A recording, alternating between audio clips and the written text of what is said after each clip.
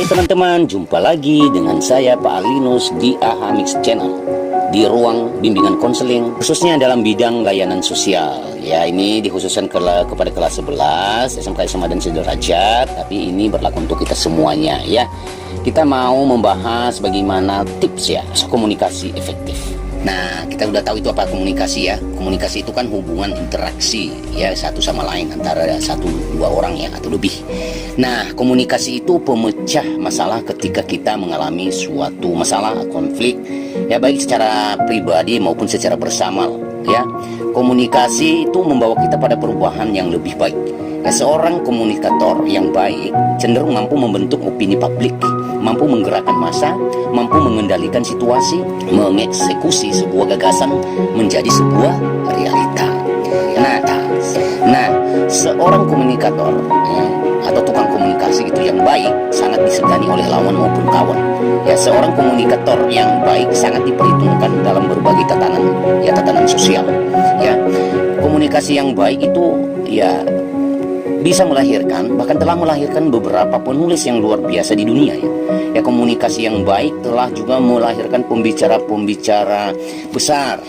Hampir semua masalah dalam kehidupan manusia cenderung berakar pada masalah komunikasi.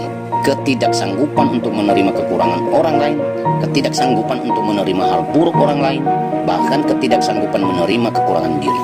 Nah, jika ingin mengubah hidup, maka kita hanya perlu memperbaiki. Hanya dengan komunikasi kita bisa retak. Hanya dengan komunikasi bisa kita pecah. Hanya dengan komunikasi yang tidak baik bisa kita cuek kepada orang lain. Tetapi sebaliknya, dengan komunikasi yang baik ya, siapapun apapun pasti bisa berjalan. Nah, cara komunikasi yang baik itu gimana? Ya, ada beberapa tips berkomunikasi yang baik itu. Pertama, itu harus kita mengenal namanya konsep diri. Ya, mengenal konsep diri. Ya, bagaimana konsep diri itu di video saya sebelumnya juga sudah ada. Ya, konsep diri kamu itu apa sih sebenarnya? Ya, kenal dan ketahui itu. Ya, saya nggak jelasin sini ya. Kemudian harus kamu mengetahui kelebihan dan kekurangan Anda secara pribadi. Nah, kalau Anda kenalin kekuranganmu, kelebihanmu, pasti juga orang lain nanti akan memberi penilaian, dan kamu bisa juga menilai nanti kekurangan orang lain, dan tentu tujuannya membantu dia untuk lari keluar dari kekurangan tersebut.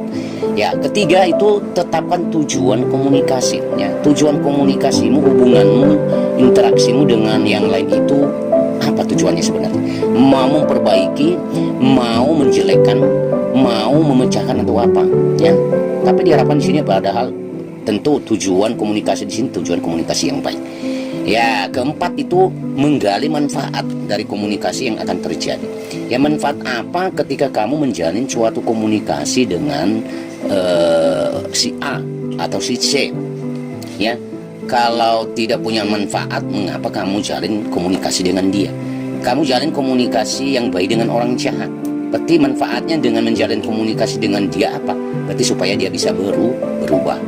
Ya, kalau tidak berubah maka jangan bergaul dengan orang jahat. Itu saya katakan juga di video-video saya sebelumnya. 5. Buat draft pembicaraan. Nih, draft pembicaraan harus dulu susun dengan baik. Kira-kira konsep atau draftnya itu apa? Nah, kemudian kalau ada yang kamu sampaikan, kuasai topik pembicaraan. Jangan hanya setengah-setengah.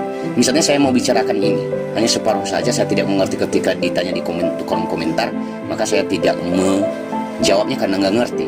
Ya, itu nggak benar itu. Kita harus tahu apa yang kita sampaikan itu benar-benar kita kuasai, dan memang itu sudah menjadi bagian dari diri kita dan sudah menjadi milik kita. Nah, di dalam komunikasi tentu ada namanya perbedaan pendapat.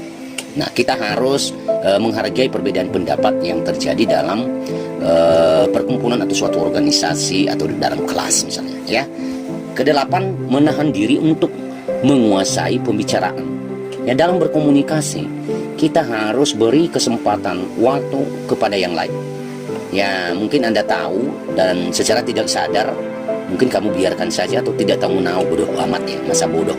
Ya, tahan pembicaraan, tahan diri untuk menguasai pembicaraan dalam suatu musyawarah misalnya.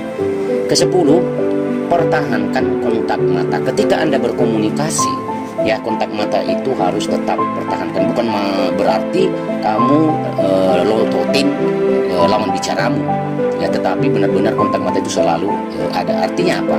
Kita tetap memberikan perhatian kepada lawan bicara kita atau kepada audiens, sehingga benar-benar kita itu dilihat berwibawa dan memberi perhatian sepenuhnya.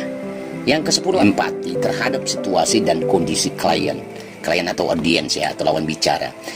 Ke-11 itu atur dan manajemen nafas, ya. Ketika kamu berkomunikasi harus benar-benar memang tenang, santai, penuh wibawa dan lain sebagainya. Dan ke-12 itu tips berkomunikasi yang baik itu adalah kontrol postur tubuhmu, ya, kontrol postur tubuhmu.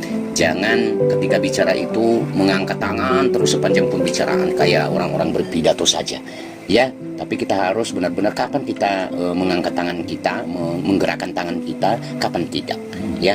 Kapan kita menutup mata, kapan kita tidak, ya. Kapan kita bergerak, kapan tidak. Ya, biasanya kita bergerak ketika memperagakan apa yang kita bicarakan itu. Ya, dengan demikian orang atau audiens atau klien kita itu bisa memahami lebih penjelasan kita. Jadi ini anak-anaknya, komunikasi itu sangat penting, tapi harus kita tahu tipsnya, caranya supaya lawan bicara kita bisa memahami dan tentu melihat kita itu gentleman, berwibawa dan memang dewasa. Demikian saja, ya, tips bagaimana cara berkomunikasi yang baik. Di sini saya tidak menjelasin, ya, bagaimana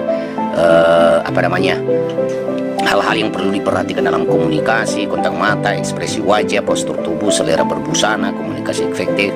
Ya, ini saya simpulkan saja. Kemudian apa kebiasaan buruk dalam berkomunikasi, ya, kebiasaan positif dalam komunikasi apa. Kita tidak sampai ke sana, tapi kita lihat hal-hal yang perlu saja. Sekian dan terima kasih.